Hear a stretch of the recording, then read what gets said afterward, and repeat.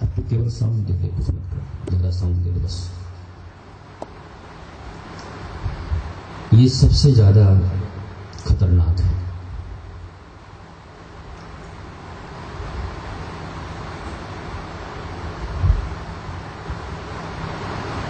अबुद्ध हम क्यों हैं? उसका कारण है कि हमें जो ज्ञात है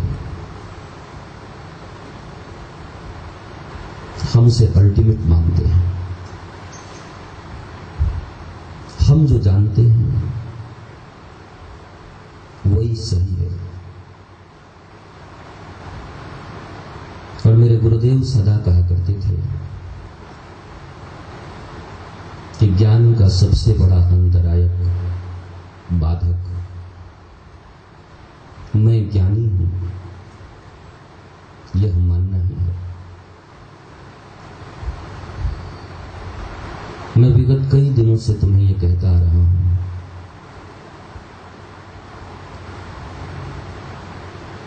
कि जिन भगवान शंकर ने रामचरितमानस की रचना की, राम कथा की रचना की, वो स्वयं अगस्त और अन्य ऋषियों के पास राम कथा श्रवण करने को जाते हैं।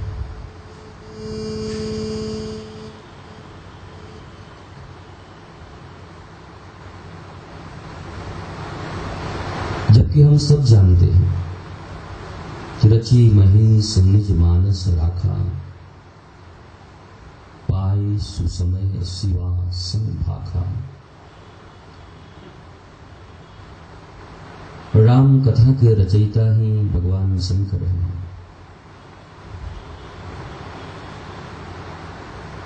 पर उनका जीवन या तो ध्यान में गुजरता है या श्रवण में। जब ध्यान लगती है तो 87 हजार वर्षों का ध्यान, और जब श्रवण के मूड में आते हैं तो निरंतर कहीं न कहीं जाकर राम कथा का रसपान करते रहते हैं।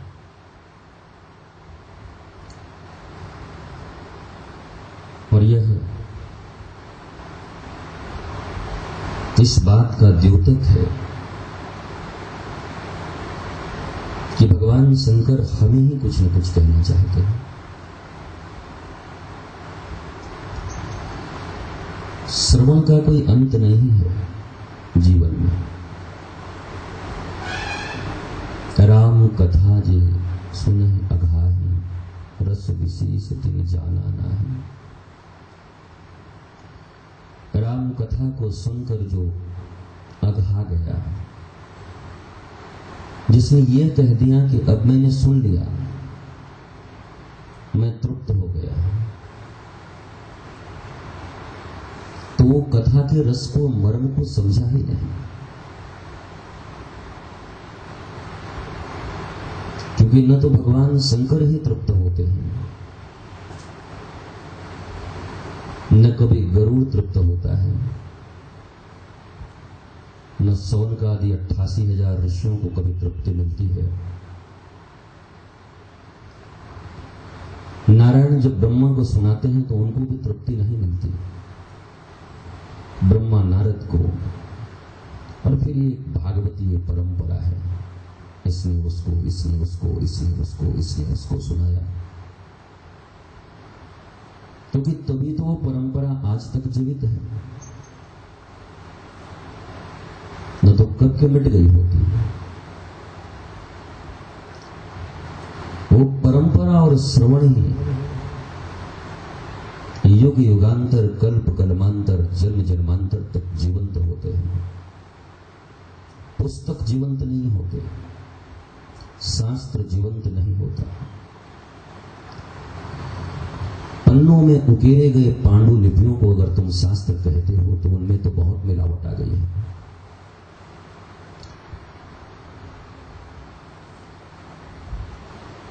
तुम जितनी भी शास्त्र संहिता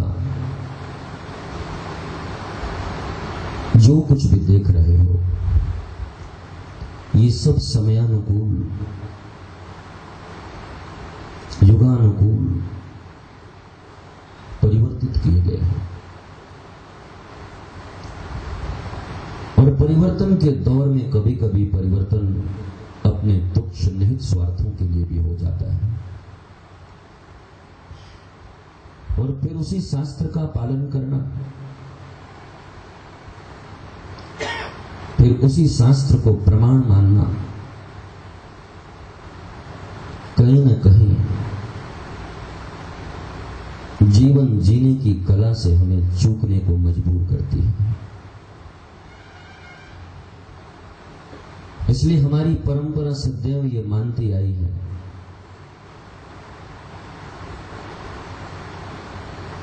कि अपने जीवन में जब तक लिविंग आइडियल के समक्ष तुम न हो, तब तक शास्त्र भी तुम्हें कभी कभी बरगला सकते हैं, क्योंकि शास्त्रों का अर्थ भी तुम अपने अनुसार निकालते हो। तुम्हारे मतलब की कौन सी वस्तुएं उसमें हैं, उन्हें तुम ढूंढ लेते हो। तुम्हारे अंदर की जो विकृतियां हैं, उन्हें डिफेंड करने के तरीके ढूंढ लेते हो। और मैं सदा कहता आया हूं कि शास्त्र तुम्हारी कमियों को ढकने की कोई वस्तु नहीं है, ढाल नहीं है, बल्कि जो डर्ट्स हैं तुम्हारे भीतर में, उनको रिमूव करने का एक तरीका है। पर हमने सदियों से शास्त्रों का उपयोग अपने तुच्छ और निहित स्वार्थ की रक्षा के लिए लगाया है। इसलिए तुम्हें मूर्ति पूजन करना या तस्वीर की पूजन करना बहुत आसान नजर आता है, सहज और सरल। पर जब कोई मास्टर तुम्हारे सामने बैठा हो और तुम्हारी वृत्तियों और तुम्हारे संस्कार से वो विरोध रखता हो,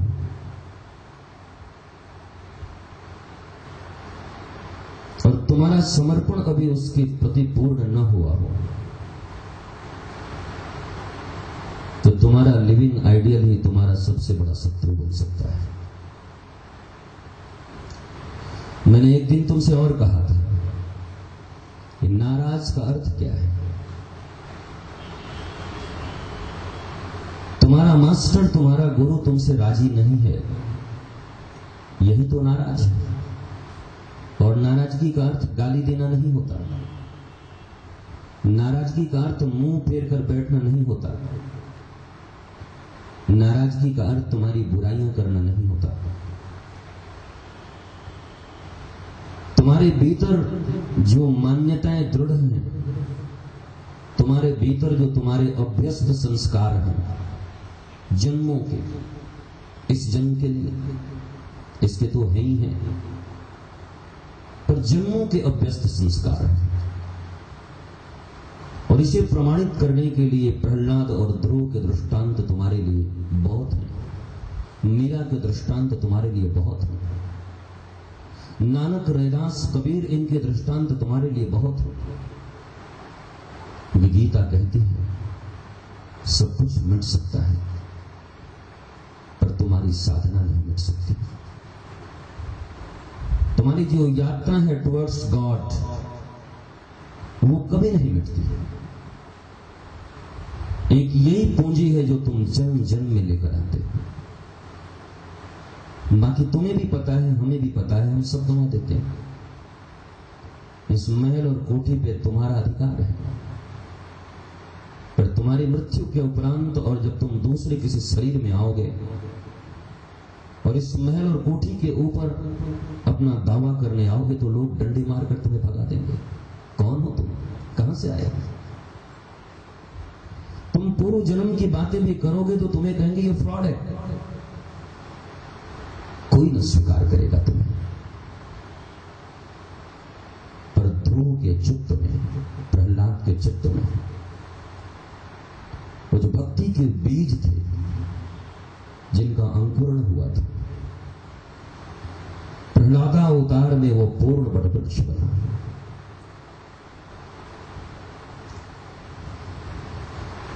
इसलिए संत कहते हैं कि अपनी समस्त पूंजियों के साथ साथ जो पूंजी सदैव रहने वाली है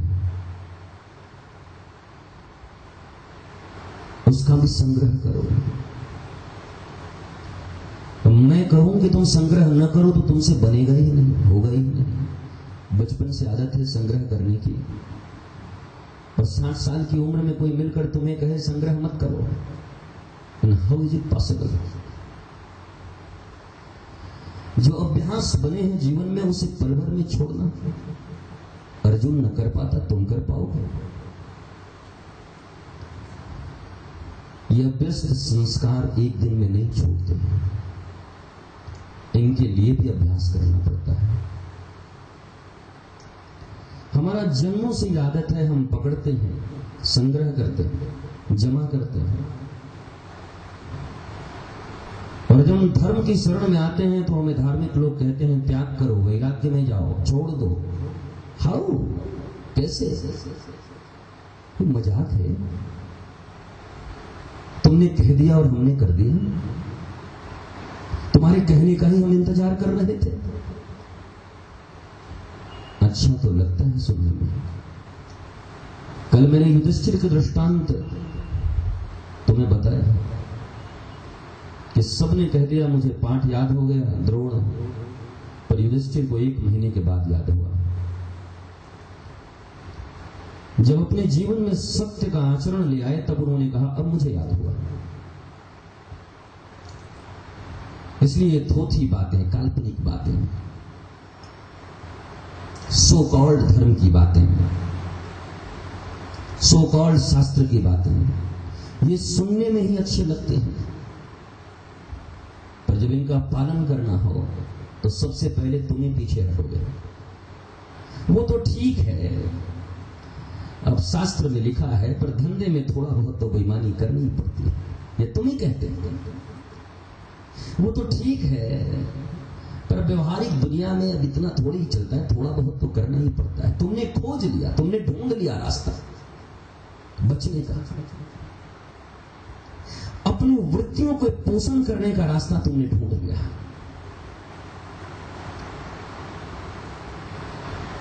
इसलिए मैं इसका समर्थन नहीं करता, कभी नहीं करता, न करूंगा। तुम कुछ छोड़ो, छोड़ते ही नहीं, तुम पकड़ने की आदत है। ईंट पत्थर तक पकड़ के जमा करते हो अपने घरों में। तुम्हारे आंगन का पत्थर हो तो उसे भी उठा के घर ले जाते हो। टूटे हुए बिजली के सामान, टूटे हुए गाड़ियों के सामान जो तुम्हारे किसी काम के ना हो उसे भी ले जाके रख देते हो। ये मेरा है, कभी काम आ जाएगा। जो व्यक्ति यूजलेस वस्तुओं को नहीं छोड़ सकता और उसे तुम इतनी बड़ी बड़ी काम, क्रोध, मद, मोह, लोभ, मात्सर्य का त्याग करने का घुट्टी पिला रहे, ज्ञान दिए जा रहे, और तुम भी श्रवण किए जा रहे हो, और अरसे बीत गए, वर्षों बीत गए, बस श्रवण ही किए जा रहे हो। और फिर होता क्या है कि तुम श्रवण प्रूफ बन जाते हो। सुनते सुनते तुम्हें सुनने की आदत पड़ जाती है, पर चरित्र में उसे अवलंबन करने का कभी तुमने प्रयत्न न किया। इसलिए श्रवण भी तुम्हारे लिए एक दंगा बन जाता है।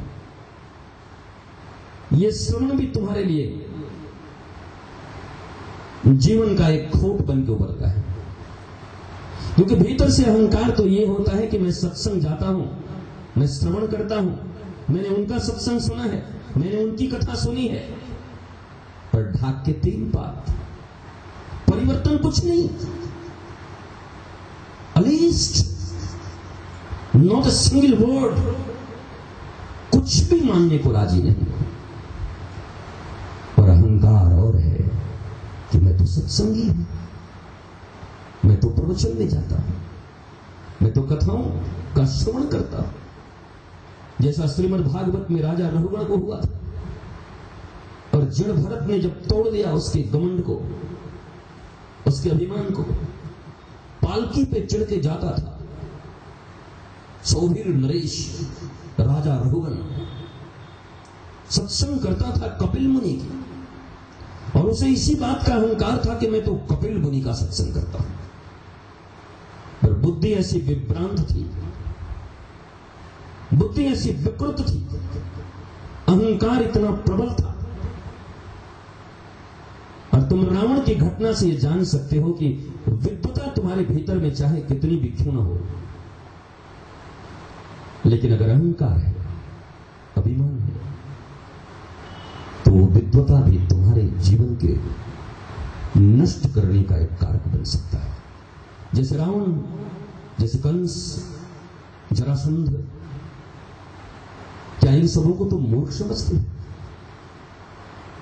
अरे उनके चरणों की धूलि में भी न लगो तुम। आर्यावर्त के श्रेष्ठ विद्वान हैं ये लोग, हिरण्यकश्यप, हिरण्याक्ष। मैंने कई बार तुमसे उद्धृत किया इस बात को कि भगवान शंकर के जितने भी श्लोक, जितने भी तांडव स्तोत्र तुम पढ़ते हो, वो रावण के द्वारा रचित हैं। रावण ही उसका सिंगर है, रावण ही उसके लिरिक्स को दिया है, और रावण ही म्यूजिशियन है। तुम उन्हीं को रटते हो। उषा कहती थी मुझे बहुत पसंद है तांडव, और रावण कहे उसकी विद्वता तो देखो। लाखों वर्ष गुजर गए, पर आज तक उसमें कोई संशोधन करने वाला पैदा न हुआ। न स्वर हटा सका, न लय हटा सका, न एक शब्द हटा पाए। पर उसकी विद्वता, उसका अहंकार उसकी समस्त विद्वता को खा गई, और नष्ट होने के कगार पर क्या नष्ट ही हो गया। इसलिए इन किताबी ज्ञानों को बहुत ज्यादा तरजीह मत देना। कितने बुक्स पढ़े हो? 10,000, 20,000, कितने पढ़े हो? और मैं जानता हूं तुम्हारे पास इतनी जिंदगी भी नहीं कि अगर तुम ग्रंथों को पढ़ना शुरू करो तो सनातन धर्म के 25% ग्रंथ भी कोई 100 वर्ष में पढ़ पाए। It's quite impossible. मैंने कैलकुलेशन किया है कि जितने ग्रंथ हैं हमारे पास, उनको 100 वर्ष लगातार कोई पढ़े, 24 आवर्स। हाँ, याद रख लो, उसमें स्नान नहीं है, खाना नहीं है, तब भी 25% से ज्यादा नहीं पढ़ सकते। किस बात का अभिमान है? कौन से ग्रंथ को लेकर इतने अभिमान में पड़े हो? इसलिए मेरे गुरु सदैव कहा करते थे कि अनुभूति के द्वारा जो जाना जाए वही है ज्ञान। तुम्हारे लिविंग मास्टर ने तुमसे जो कहा,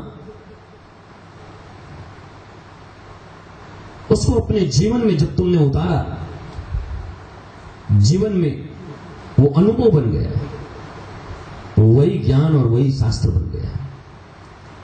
कबीर का शास्त्र अलग है, मीरा का शास्त्र अलग है, नानक का अलग है, रैदास का अलग है, तुकाराम का अलग है, जनाबाई का अलग है। ये जितने भी मास्टर हैं, इनके शास्त्र अलग है, मंजिल एक है, रास्ते अलग हैं। और तुम भी चौराहे पर खड़े हो। मीरा को मानो, तुकाराम को मानो, रैदास को मानो, रामानंदाचार्य को मानो, कौन से पथ से जाने पर मेरा मंगल होगा, इतने वर्षों में तुम यह भी डिसाइड न कर पाए। जीवन के अंतिम क्षण है, तुम 50, 60, 70 साल के हो गए। ये क्यों कहते हो? तो दिनेश ठीक ही कहता है। कोई 55 साल का हो गया तो दिनेश कहता है अब 15 साल और बचा है, बोलो क्या करना है। 55 सुनने में तो ज्यादा लगता है, 55 साल। 55 बचे कहां है? 55 तो गए, बचे तो 12 हैं, बचे तो 15 हैं। इन 12 और 15 में और क्या कर लोगे? 55 और 60 में अगर जीवन की उपलब्धता न हुई तो इन बचे हुए 12 और 15 वर्षों में भी अगर उसी रास्ते पर जाओगे तो जो 55 वर्ष में अचीवमेंट न हुई वो 12 वर्षों में कैसे होगा? इसका मतलब है you have to change your path. तुम्हें परिवर्तन करना होगा अपने विचारों में। I am not satisfied. और उन विचारों में जब तुम परिवर्तन करोगे, चौराहे पे खड़े न रह के किसी न किसी एक रास्ते की ओर जब तुम चलना प्रारंभ करोगे, तो दुखी मत होना दिनेश। राम के एक पूर्वज हैं जिनका नाम है राजा खटवांग। जीवन की अंतिम घड़ी थी और तब उन्होंने पूछा कि क्या मेरा मंगल हो सकता है? क्या मेरे पास इतने समय में कोई रास्ता है कि मैं उपलब्ध हो जाऊं बुद्धत्व को? और 2 घड़ी बची थी, दैट मीन्स 48 मिनट्स। और 48 मिनटों में उन्हें मोक्ष मिल गया। मोक्ष का अर्थ मरना नहीं होता। मोक्ष का अर्थ होता है अनवांटेड वृत्तियों से मुक्ति पाना। ये मरने को मोक्ष नहीं कहते, वो तो मरोगे ही नहीं। क्या चाह के भी जिंदा रह सकते हो क्या? कोई संभावना है क्या? यहां कोई चॉइस है क्या तुम्हारी कि मैं नहीं मरूंगा? होगा ही। दुनिया में तुम धनवान बनो न बनो मैं नहीं जानता, यशवान बनो न बनो मैं नहीं जानता, पर मरोगे ये पक्का जानता हूं, ये निश्चित है। इसलिए इस मोक्ष के लिए इतना क्यों परेशान है? मुझे मोक्ष मिल जाता। मोक्ष तो 5 वर्ष के बच्चे को चाहिए, 60 साल के वृद्ध को मोक्ष नहीं चाहिए। लेकिन करेगा भी क्या? जिन वृत्तियों से मुक्ति चाहिए अगर वो ध्रुव और प्रहलाद की उम्र में न हुई तो बाकी उम्र में लेकर करोगे भी क्या? मिलेगा भी क्या? सारी जिंदगी नरक का जीवन जिया और अंतिम समय में तुम्हें मोक्ष मिल जाए,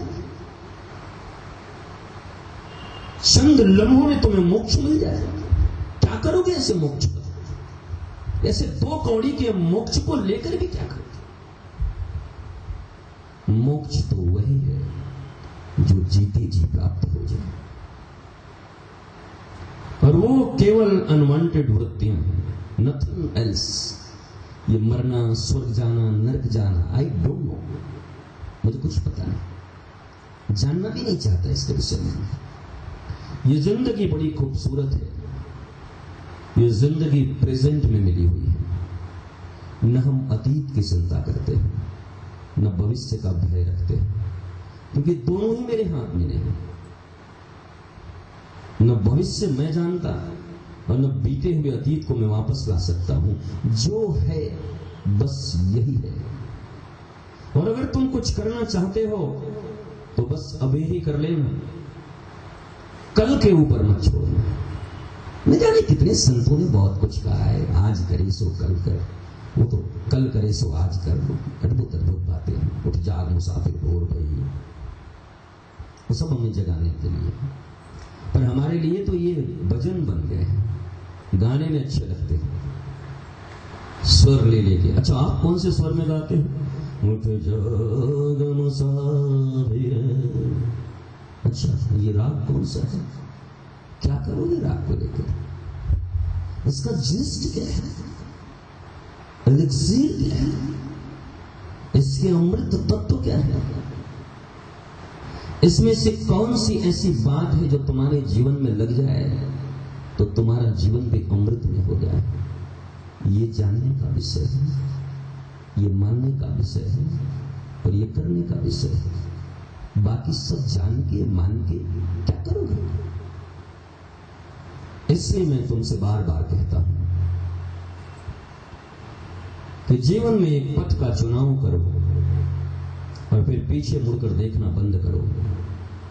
चुन लिया और अब चलते रहो अपने गाइड के साथ, जो गाइड है तुम्हारा मास्टर।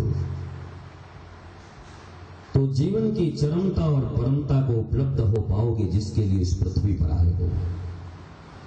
दुख भोगने, नरक भोगने, डिप्रेशन में जाके चिल्लाने, रोने, गाने, बंटवारा करने, हिस्सा लेने, इसके लिए पैदा नहीं हुए हो तुम मस्ती के लिए आए हो। और ये कर्म भी तुम्हें करना पड़ सकता है, पर आंतरिक मस्ती तुम्हारी बरकरार रहनी चाहिए और वो आध्यात्म ही दे सकता है। क्या अर्जुन और दुर्योधन के बीच युद्ध न हुआ? कौरव पांडवों के बीच? भगवान भी तो वहां था। राम रावण के बीच न हुआ? युद्ध होंगे, लड़ाइयां होंगी। ये जीवन ही एक युद्ध है। हमारे भीतर की वृत्तियां ही कौरव और पांडव हैं, हमें लड़ना ही पड़ेगा।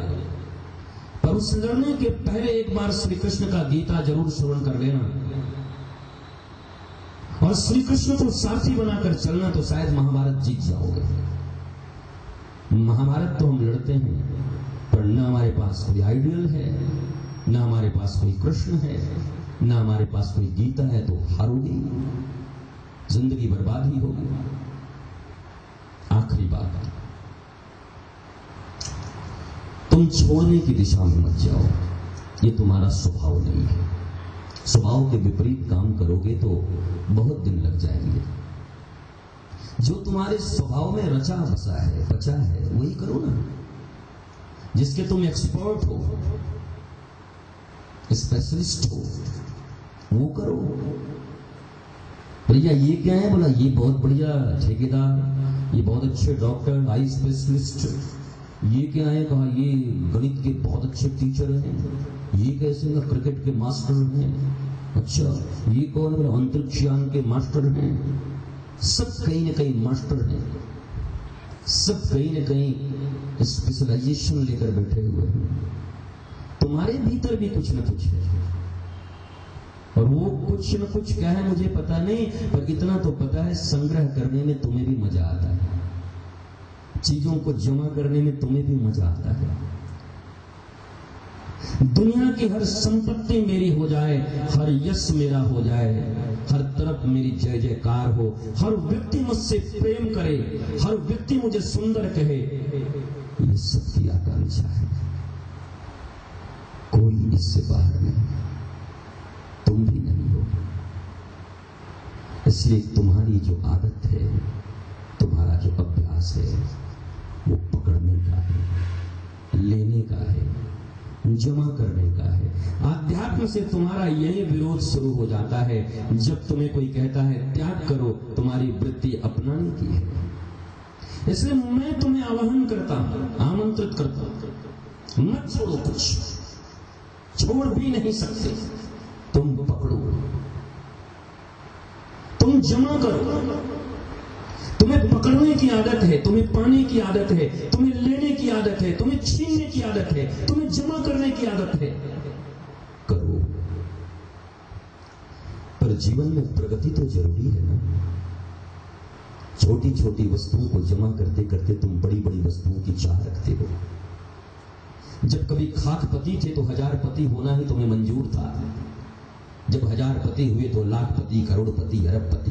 That's so and so and so. तुम हमेशा वृद्धि चाहते हो, तुम हमेशा विराट चाहते हो, तुम हमेशा विशालता की ओर जाना चाहते हो। लोग कहते हैं कि तुम क्षुद्र हो, लोग कहते हैं तुम्हारी बुद्धि बड़ी छोटी है, बट मैं जानता हूं तुम बड़े विराट हो। तुम्हारी कोई चाहत छोटी नहीं, तुम हर समय बड़ी वस्तु चाहते हो, उससे बड़ा, उससे बड़ा, उससे बड़ा, एक्सपेंशन। और मैंने सुना है कि परमात्मा भी बहुत विराट है। मैंने सुना है कि वो अनंत है। तुमने भी सुना है इनफाइनाइट। हरि अनंत, हरि कथा अनंता। बिंदु की चाह करते करते कभी सिंधु की भी चाह तो तुम्हारे भीतर में आएगी ना। इसी यात्रा का नाम आध्यात्म है। जो अपने जीवन में बड़ा बनना न चाहता हो, वो परमात्मा को भी नहीं पा सकता। जिसको बड़े बनने की चाहत नहीं है, उसे वो बड़ा कभी अट्रैक्ट कर भी ना पाएगा।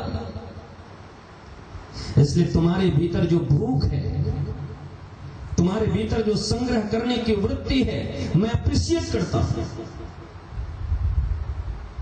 मैं तालियां बजाता हूं तुम्हारे इस अभ्यास के ऊपर। मैं खुश होकर नृत्य करता हूं तुम्हारे अभ्यास के ऊपर। ये वही व्यक्ति है जो उस विराट परमात्मा को पा सकता है, क्योंकि निरंतर ही आगे बढ़ना चाहता है। पर मेरे मित्र,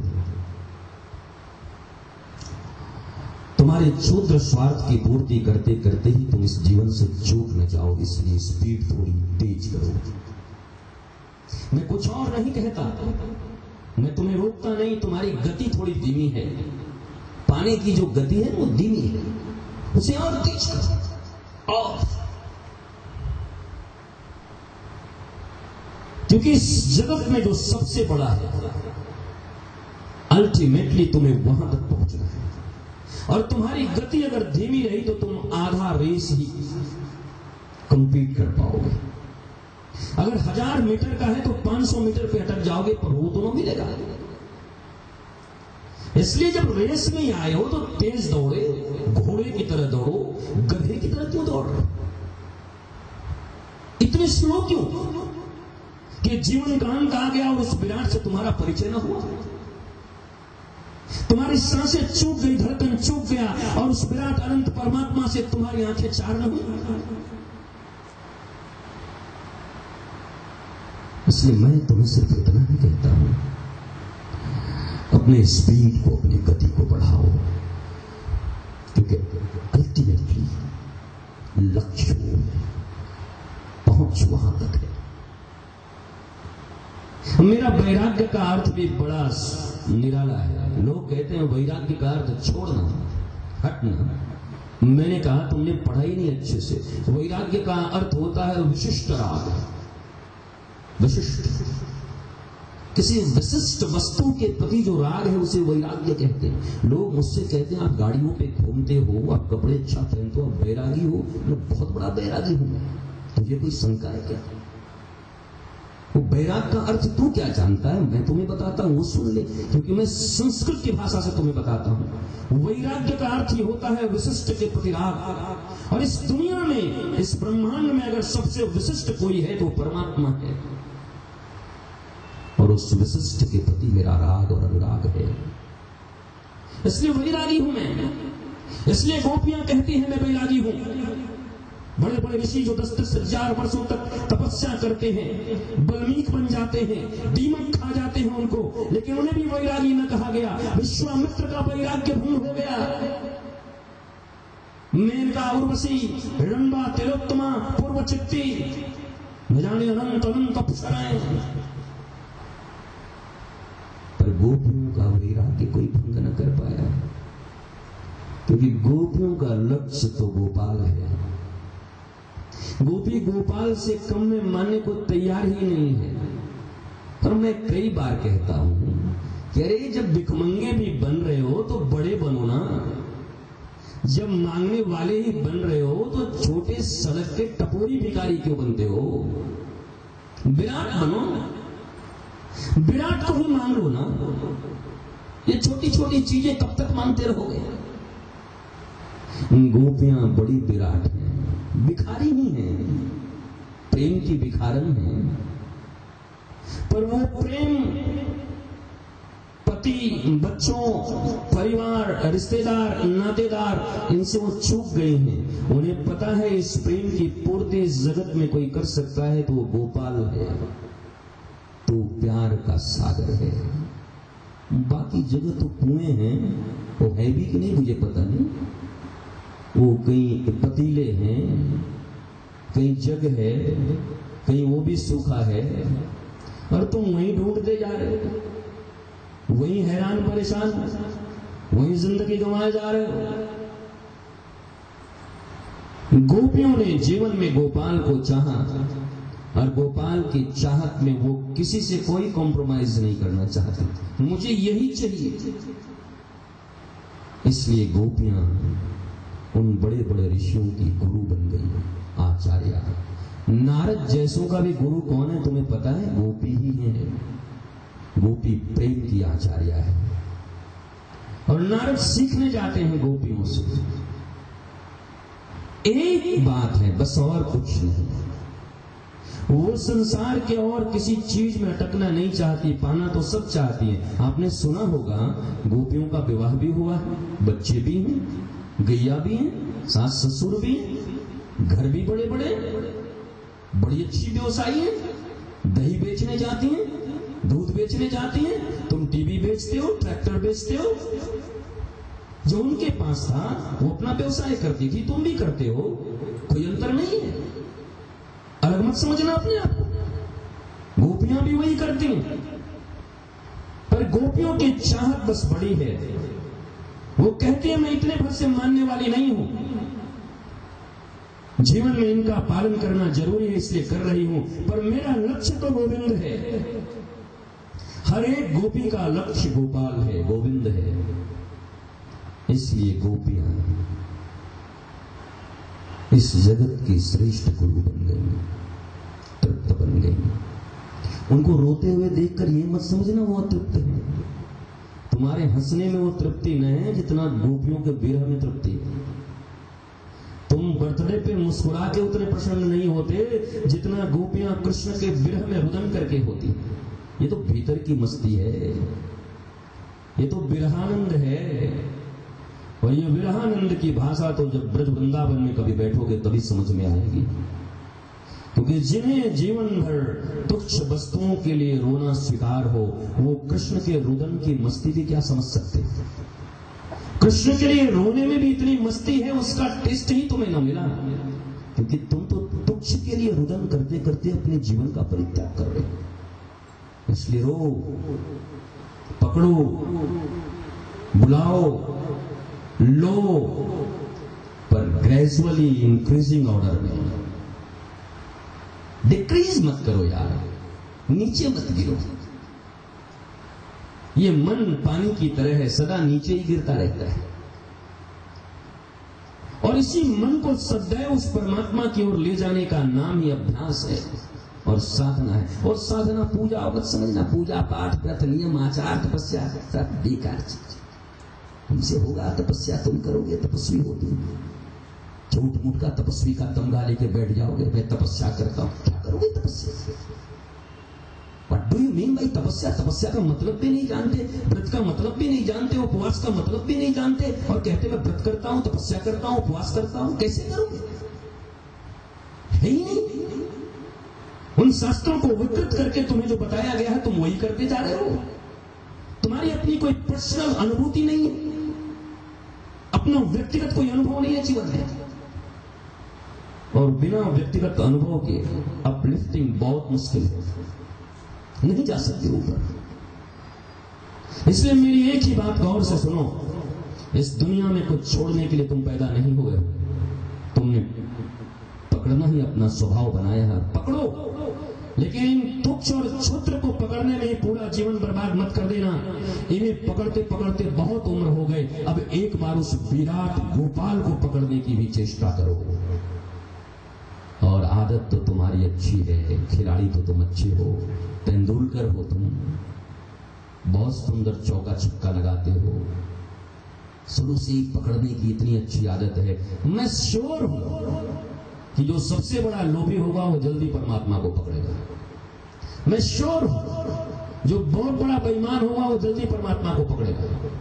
मैं श्योर हूं जो बहुत बड़ा भित्तु होगा, भयभीत, वो बहुत जल्द परमात्मा को पकड़ेगा। ये बीच वाले लोग खतरनाक हैं, न इधर के न उधर के।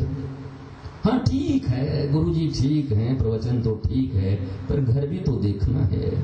ये न इधर के रहे न उधर के, ये लोग खतरनाक है। मैं पहले भी था ब्रह्मानंद, तो जब मेरी कोई बुराई करता, मेरे ऊपर आरोप आक्षेप आते, तो मुझे वो बहुत अच्छा लगता था। वहां इसमें है पोटेंशियलिटी है, पोटेंशियल ये काम कर सकता है। ये बहुत लोग जो वो हैं वो कहते हैं, बोलते तो बहुत अच्छा है, बहुत अच्छा सुनने में लगता है, पर हम लोग गृहस्थी हैं, करने में थोड़ा कठिन है। वो खतरनाक लोग, वो कहीं न जाएगा। जो निंदा करता है एक दिन आ जाएगा, जो पक्ष में है वो तो खड़ा ही है, पर ये बीच वाले लोग जो ये कहे आपके गुरु जी तो बहुत अच्छे हैं, पर ठीक है हमारा तो परिवार है, सावधान रहना ऐसे लोगों से।